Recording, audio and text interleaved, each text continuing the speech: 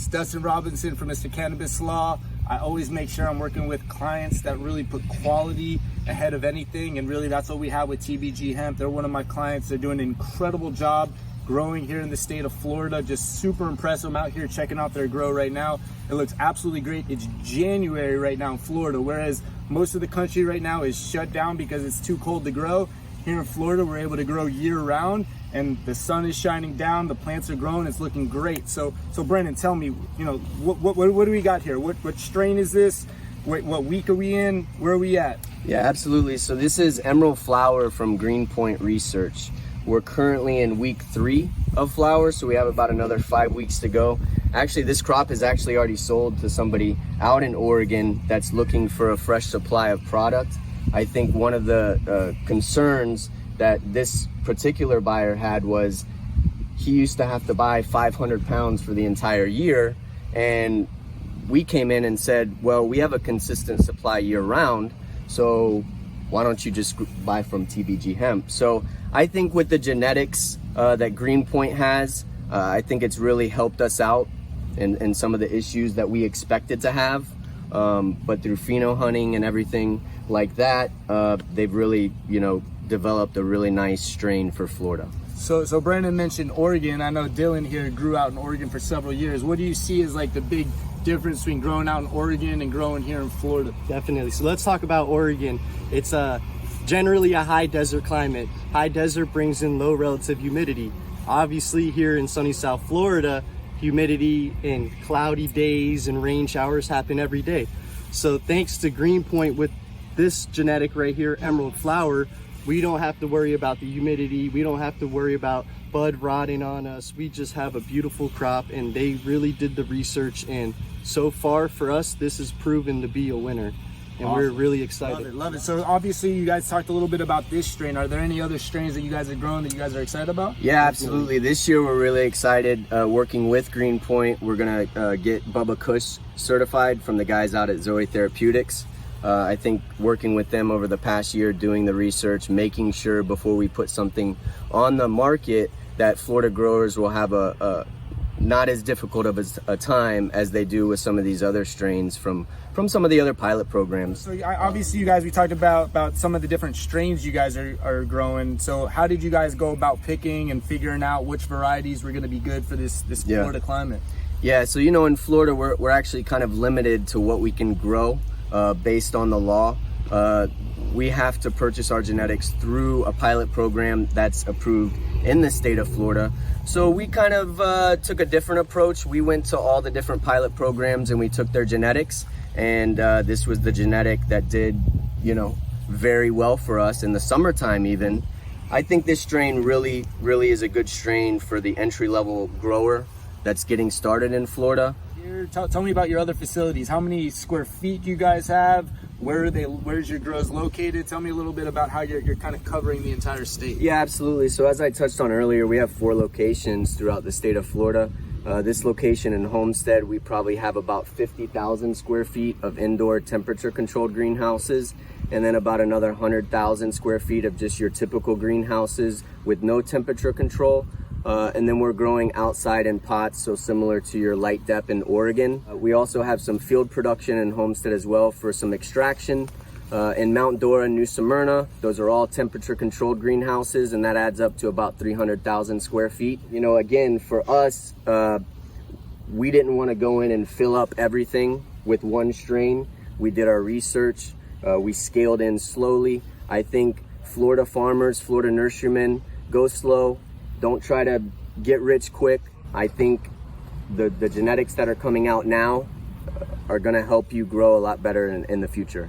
And so we talked about, Dylan, we talked about some of like the good stuff, right? The good varieties that you guys have worked with and some of the good things you have seen. Are there any just like horror stories, any bad stuff, any varieties you say don't do? What are Dustin, some of the methodologies that you learned from? We definitely learned the hard way here in Florida with a couple varieties that have been approved from a pilot program.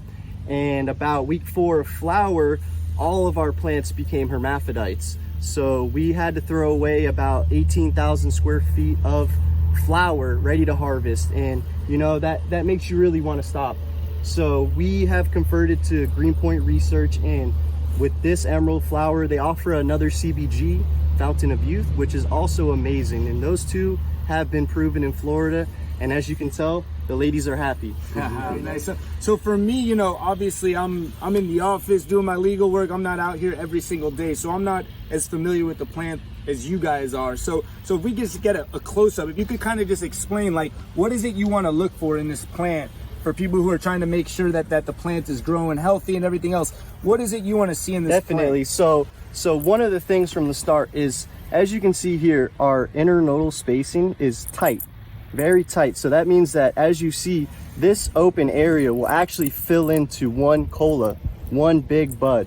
So that's something we look for. Also, as you can tell, the leaves are praying towards the sun, and that's a sign of respiratory health with the plant. So right here, our head grower here is doing a phenomenal job.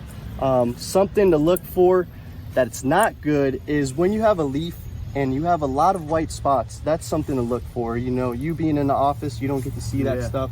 I can come into a field and spot right away. You know, when you have those white spots, it's a pest issue. It's someone not doing their job. And here at TBG Hemp, we have guys scout all of our fields every day, hours a day, looking for problems. They put a flag and they come and tell us, and we handle the problem before it gets bad. Well, I know Florida, a lot of what people are talking about is the pest issue. So could you talk a little bit more about that, one of you guys, as far as, you know, what have you guys done to prevent the pest issues that I know everyone's so worried about here in Florida? Yeah, absolutely. I mean, I'll let Dylan touch on more of the organic stuff that he's using, but you know, my background is a little bit in entomology, and you know, one thing we're kind of looking out for is two-spotted spider mites. That's a big deal. Instead of spraying a lot of these chemicals out there and honestly being able to get away with it the way some of the laws are written, we chose to go a different route. We chose to use biologicals. So we like to use Californicus and Persimolis, which are good bugs that actually eat the bad bugs, and then they continue working. So you see this canopy out. There's no way that the chemicals I'm spraying would be able to reach those bugs. So we choose to take little bugs that are good and eat the bad bugs. As a knockdown procedure, because sometimes the beneficial bugs, they won't attack everything. So we'll have the guys do some scouting, and we use a basic natural oil.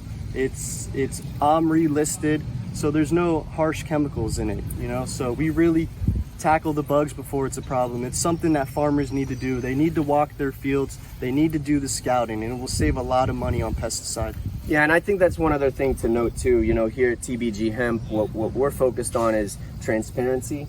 You know, at the end of the day, really all we need here is a pre-harvest for THC. That's it. But we choose to take it a step further, and if you want a full panel test, we're offering that to our clients. We don't have anything to hide as far as heavy metals, pesticide use. So again, I think it's elevating the standards, whether that's food safety, using OMRI certified, you know, products, or even biological control. Yeah, I love it. And you know, here in Florida, I think with FDAX, the rules they came out with, they're setting the bar high with standards, and obviously you guys are following those standards and doing a great job. So you talked on like clients and customers. So what's your guys go-to-market strategy? Are you guys growing this for flower, for oil? Are you looking to sell it to like an end user? Are you looking to sell it to retail shops, customers, or online e-commerce? Well, what's your guys go-to-market strategy? Well, first off, what do you sell in the product? What do you flour, edibles, oils? Yeah. And number two, who are you trying to get in the hands of? Yeah, absolutely. So our main focus right now is flower production for smokable flower. We are dabbling in some extraction for some, you know, down the road products for us. You know, we're focusing on the wholesale market. I think it's a huge undertaking for farmers like us to want to get into a market that we don't have any idea about. Yeah. What we know how to do is grow plants and grow them well. So we're choosing to stay in our lane. So our market is the wholesale market, and I mean, Instagram has been a great, you know, tool for us. People kind of validating what we're saying, as well as, you know, I just met with a guy this morning from Oregon that flew down here just to make sure that, you know, we are who we say we are here. I love it. Yeah, no, I mean, that's one thing, you know, you hear so many of these companies right now not knowing what they're doing. They just want to go vertical, right? I want to grow, process, dispense. I get calls all day from people that are calling me, say we want to create the biggest vertically integrated hemp company. And I just tell them, in business, part of the problem is if you got to find what your core competency is, right? And we've already had those discussions, and we talked about it. Early on we talked about potentially vertical integration. We played around with labels and our own brand and all that stuff. But ultimately, you guys' core competency, you guys are best growers, not just in hemp. These guys have been growing all sorts of different products their whole lives. So when I talk about core competency as a business, you got to just focus and hone in on what you're good at. You guys are good at growing, and it really just kind of, I hope, expands people's minds on what the supply chain looks like. You don't have to be a retailer. You don't necessarily have to be a grower. There's even brokers, there's middlemen, there's processing centers, there's research centers. The supply chain is huge. Everyone just thinks either I'm a grower or I'm a retailer. There is a huge supply chain that's being developed, and these guys are playing a big role in really developing that wholesale market. So you guys are doing an awesome job. So Brandon, obviously the big difference between hemp and marijuana is that hemp is defined as being equal to or less than 0.3% Delta-9 THC. So what are you guys doing to make sure your stuff doesn't get hot? Because we know if it goes hot, that's not good news. You got to destroy it. You got to do all sorts of stuff. So what are you guys doing to make sure that your testing and everything is keeping it below the 0.3%? Yeah, absolutely. So what we decided to do, just to cover our bases, is we started testing week 3 of flower, and we test every week up until harvest, just for our own, research and development, and making sure that we don't test over that 0.3% total THC. We use Green Scientific Labs for that. We have a really good relationship with them. Working with Andrew Hall at Green Scientific, he's really educated me on how to read COAs. Maybe we can even alter some of our nutritional inputs to keep THC levels down. And then for our pre-harvest test with the state, we're using ACS Laboratories. Again, great lab.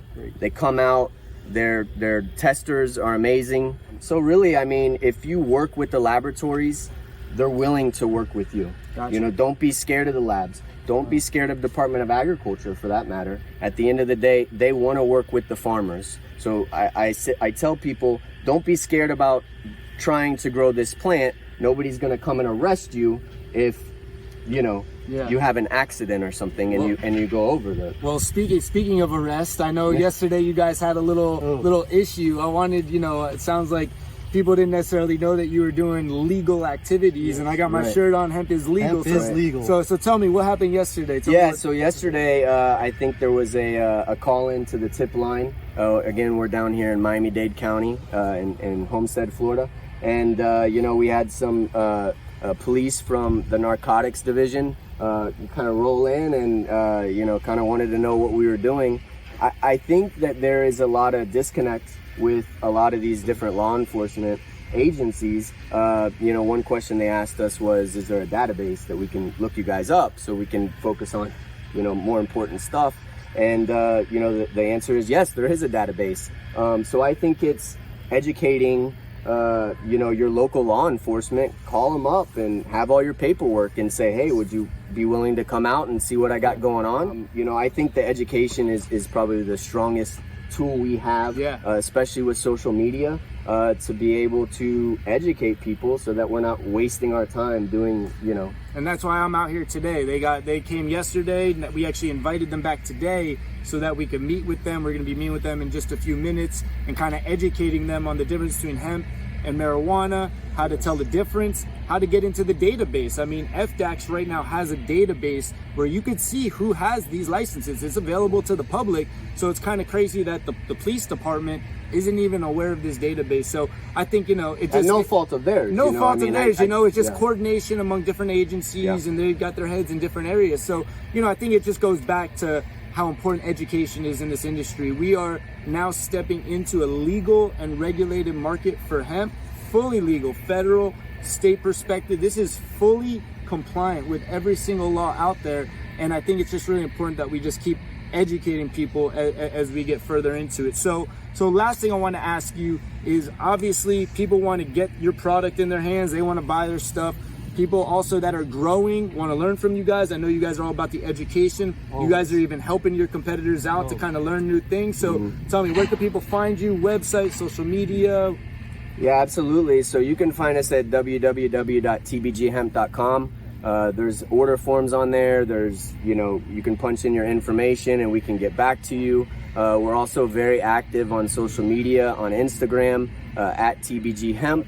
And at the end of the day, yeah, I mean, I think the more we can help out, you know, our competitors, it gets lonely when you want to push everybody away and think that you know everything.